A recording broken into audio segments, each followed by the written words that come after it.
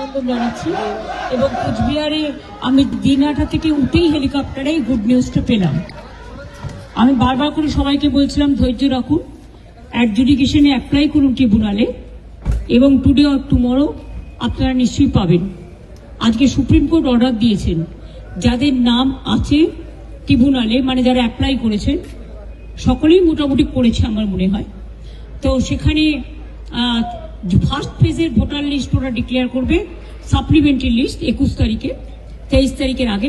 ওটা পেয়ে গেলে আমাদের বুথের সমস্ত কর্মীদের বলবো, আমাদের লিডারদের বিভিন্ন জায়গায়, যে তারা যেন রাতের মধ্যে ভোটার স্লিপ তৈরি করে বাড়ি বাড়ি পৌঁছে দেয়, যাতে ওরা ভোট দিতে পারে যাদের নাম বাদ দিয়েছিল। আর দুই হচ্ছে যে আর 27 তারিখে 29 তারিখে যেটা লাস্ট ফেজ আছে, সেটাও দুদিন আগে 27 তারিখে বলেছে ওটা ট্রিব্যুনাল অ্যানাউন্স করবে ভোটিং রাইটস। সুতরাং I am so happy and I am proud of my judiciary and, এবং আমি নিজে কেস করেছিলাম, এটা আমার কেসের ওপর।